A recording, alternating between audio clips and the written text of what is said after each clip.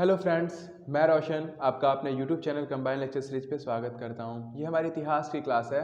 पिछली क्लासेस में हमने डिस्कस किया था कि वेद क्या होते हैं, उनके उपवेद क्या होते हैं, उनका विवरण क्या था, यानी कि हम डिस्कस कर रहे हैं साहित्यिक स्रोत के बारे में। तो पिछली क्लास में हमने वेद को कवर किया था। आज हम जिन टॉपिक्स को कवर करने जा रहे हैं ये भी हमारे कुछ धार्मिक ग्रंथ ही हैं, वेद ही हैं, जिसमें हम पढ़ेंगे अष्टाध्यायी के बारे में। अष्टाध्यायी, ठीक है। इसके बाद महाभारत के बारे में जाना जाएगा कि महाभारत किसने लिखी, महाभारत में क्या चीज़ें रही, कब का लिखा गया है। फिर हम बात करेंगे रामायण की, ठीक है। और उसके बाद स्रोत सूत्र। आज हम 4 टॉपिक को कवर करेंगे, इनके बारे में देखा जाएगा। ये हमारे चारों ही साहित्यिक स्रोत के बहुत ही महत्वपूर्ण हिस्से रहे हैं, जो हमारे अतीत का हिस्सा रहा है, तो इसको जानना भी ज़रूरी है। फिलहाल पहला पॉइंट हमारा है अष्टाध्यायी, जिसके बारे में हमें डिस्कस करना है। अष्टाध्यायी, अष्टाध्यायी के रचयिता कौन थे? अष्टाध्यायी के रचयिता यानी लेखक कौन थे? पाणिनि। अष्टाध्यायी पाणिनि की कृति है। इनका नाम क्या था? पाणिनि की कृति मतलब रचना, कृति है। पहला मोस्ट इंपॉर्टेंट, कई बार एग्जाम में आया कि अष्टाध्यायी किसने लिखा है। अगर जो बच्चे यूपीएसआई की तैयारी कर रहे हैं उनके लिए हिंदी भी अभी पढ़ाया जाएगा इसके आगे वाली क्लास में, तो ये हिंदी से भी कई बार एग्जाम आता है, कई बार क्वेश्चंस आते हैं। तो पाणिनि का है, ये व्याकरण संबंधी ग्रंथ है। सूत्र लेखन का सबसे व्याकरण संबंधी है, सबसे प्राचीन ग्रंथ अगर कहा जाए, ये व्याकरण संबंधी है।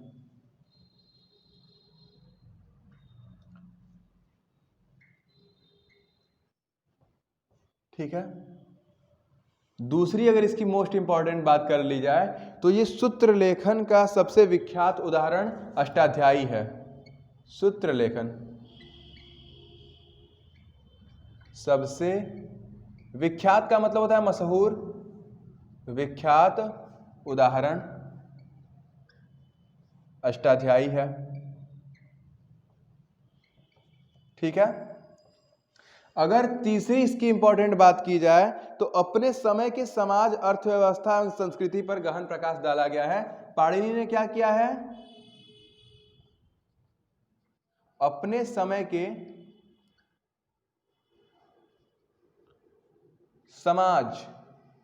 समाज के बारे में उन्होंने बताया।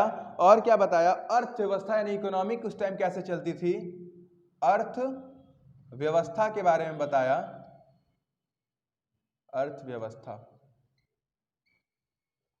और संस्कृति के बारे में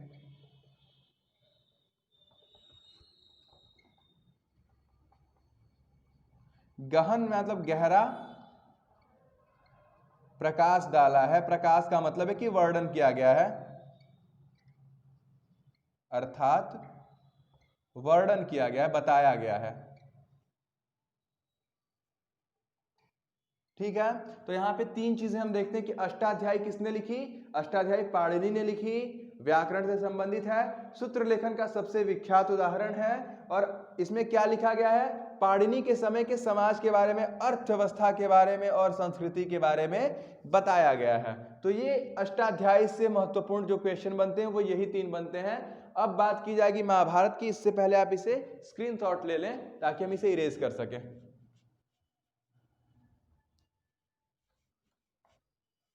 महाभारत, आप लोगों को पता होगा कि महाभारत हमारी एक ऐतिहासिक कह लीजिए या धार्मिक कह लीजिए, वेद व्यास यानी व्यास जी की रचना है महाभारत, ठीक है।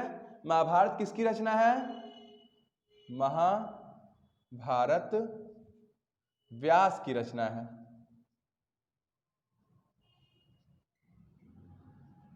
पहला जो प्रश्न उठता है कि महाभारत किसकी रचना है, तो महाभारत व्यास की रचना है। यह कब बना? 10वीं सदी ईसा पूर्व से 4वीं सदी ईस्वी तक। 10वीं सदी ईसा पूर्व से 4वीं सदी ईस्वी तक के समय समय से संबंधित है। यानी महाभारत काल कब हुआ था? महाभारत कब हुई थी? ईसा से 10 सदी पहले हुई थी और 4वीं सदी में ईस्वी तक आते आते खत्म भी हो गया था। तो ये कब से संबंधित है? 4वीं सदी ईस्वी तक की स्थिति के बारे में इसमें बताया गया है। इसमें कितने श्लोक थे प्रारंभिक महाभारत में?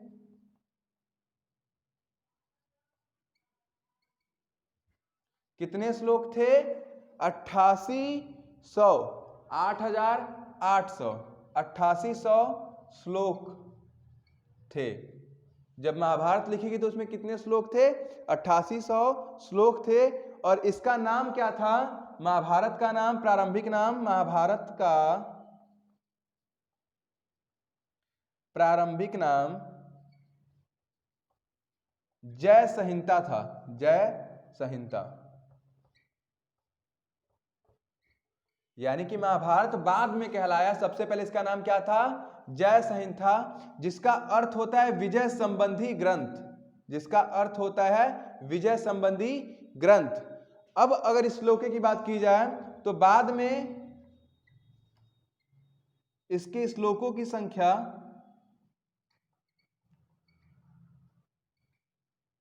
कितनी हो गई? कई बार क्वेश्चन आया कि प्रारंभिक महाभारत में कितने श्लोक थे? तो 8800 थे और बाद में इसके श्लोकों की संख्या 24,000 हो गई, बढ़ गई, 24,000 हो गई। ठीक है, बाद में जब इसके श्लोक बढ़े तो कितने हो गए? 24,000। तब तक 8,800 थे। अब ये श्लोकों की संख्या कितनी हो गई? 24,000 हो गई। यह भारत के नाम से क्यों प्रसिद्ध हुआ? क्योंकि इसमें प्राचीनतम वैदिक भारत के वंशजों की कहानी है। भारत के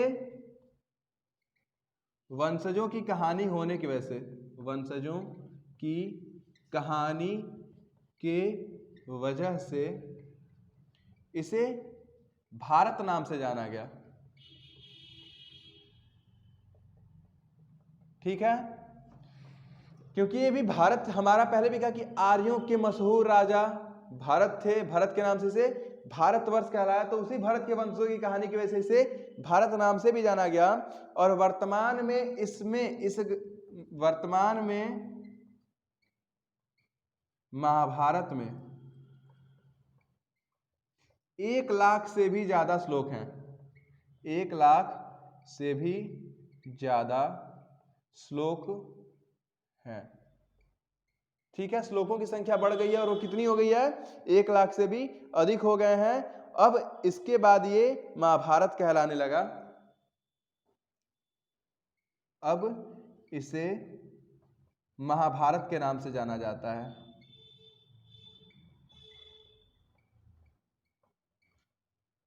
जब ये श्लोकों की संख्या बढ़ गई तब इसे महाभारत के नाम से जाना जाने लगा।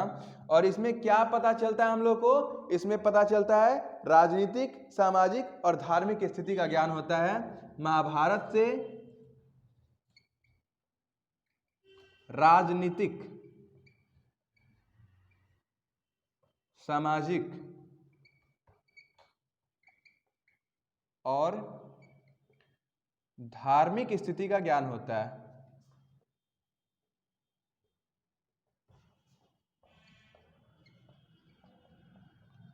तो महाभारत से संबंधित कुछ खास बातें हैं कि महाभारत व्यास की रचना है। 10वीं सदी ईसा पूर्व से 4वीं सदी ईसा के बीच की कहानी है।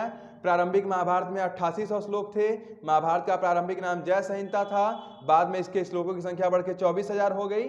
भारत के वंशजों की कहानी के आधार पर इसे भारत के नाम से जाना गया। वर्तमान में महाभारत में 1 लाख से भी अधिक श्लोक हैं। इसे महाभारत के नाम से जाना जाता है। महाभारत से राजनीतिक, सामाजिक और धार्मिक स्थिति का ज्ञान होता है। तो यहाँ पे हमने दो चीजों को डिस्कस कर लिया है। इसे स्क्रीनशॉट ले लीजिए।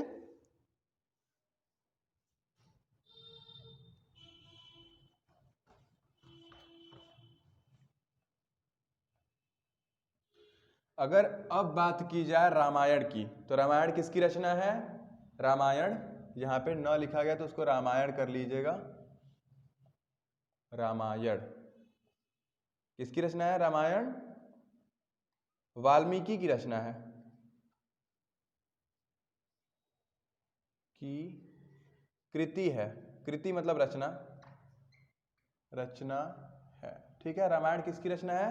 रामायण वाल्मीकि की रचना है। मूलतः इसमें कितने थे?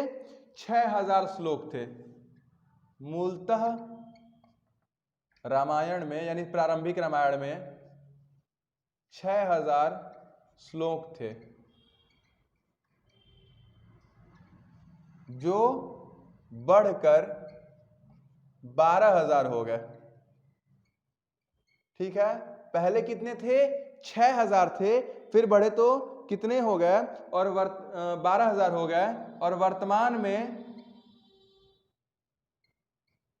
रामायण में 24000 श्लोक हैं। वर्तमान में रामायण में कितने श्लोक हैं? 24000 श्लोक हो चुके हैं। और इसकी रचना ईसा से पहले 5वीं सदी में प्रारंभ हुई। रामायण की रचना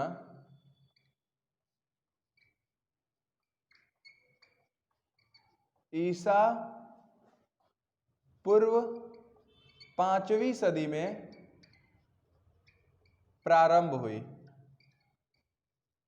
महाभारत कब का था? 10वीं सदी से था। यानी कि प्रतीत होता है कि रामायण महाभारत के बाद की रचना है। रामायण महाभारत के बाद की रचना है।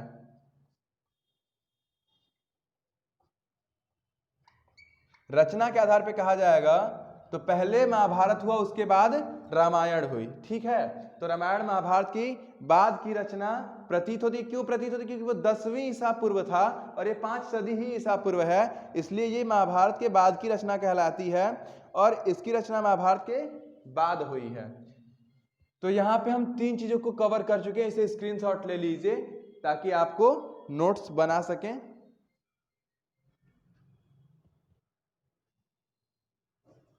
और अगर अब बात की जाएगी जो हमारा आखिरी ग्रंथ था स्रोत सूत्र, यहाँ पे बात की जाए स्रोत सूत्र की, तो स्रोत सूत्र में क्या लिखा हुआ है वो भी देख लिया जाए। बहुत बड़ी चीज नहीं है स्रोत सूत्र। आप लोगों को पता होगा कि पहले वर्ण जो व्यवस्था थी उसमें 4 वर्णों में बांटा था, ब्राह्मण, क्षत्रिय, वैश्य और शूद्र। तो पूजा करने का अधिकार सिर्फ 3 वर्णों को दिया गया था, ब्राह्मण को, वैश्य को, क्षत्रिय को, शूद्र को नहीं दिया गया था। तो इन्हीं राजाओं के द्वारा कराए जाने वाले अनुष्ठान और 3 वर्णों के धनाढ़ पुरुषों द्वारा किए जाने अनुष्ठान के विधि विधान को स्रोत सूत्र में लिखा गया है। यानी कि राजाओं के द्वारा, राजाओं और 3 उच्च वर्णों के द्वारा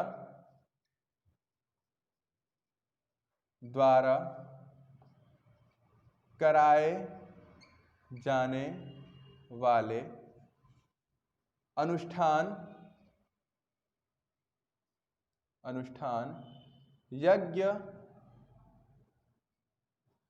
आदि का वर्णन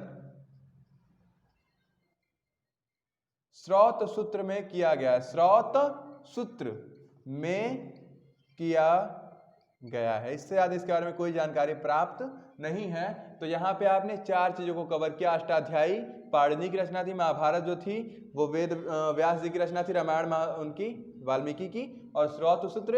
इन चारों से संबंधित जो भी इंपॉर्टेंट क्वेश्चन उठते थे, एग्जाम में आते थे, उनके बारे में हमने आपको बताया। और फिलहाल अगर इसमें कोई भी चीज समझ में ना आई हो तो आप कमेंट करके पूछ सकते हैं बाद में भी। और अगर वीडियोज पसंद आती हैं तो वीडियोस को लाइक करिए, चैनल को सब्सक्राइब करिए ताकि आपको आने वाली नोटिफिकेशन मिलती रहे और हमें भी लगे कि नहीं, लोग हमारे काम को अप्रिसिएट कर रहे हैं, तो हम भी दोगुनी मेहनत से आपको अच्छी से अच्छी चीज़ें प्रोवाइड करा सकें। हमारी कोशिश है कि हम आपको हर जगह से बेहतर चीज़ें प्रोवाइड कराएं। तो आज की क्लास खत्म होती है, मिलते हैं नेक्स्ट टॉपिक के साथ नेक्स्ट क्लास में। Thank you.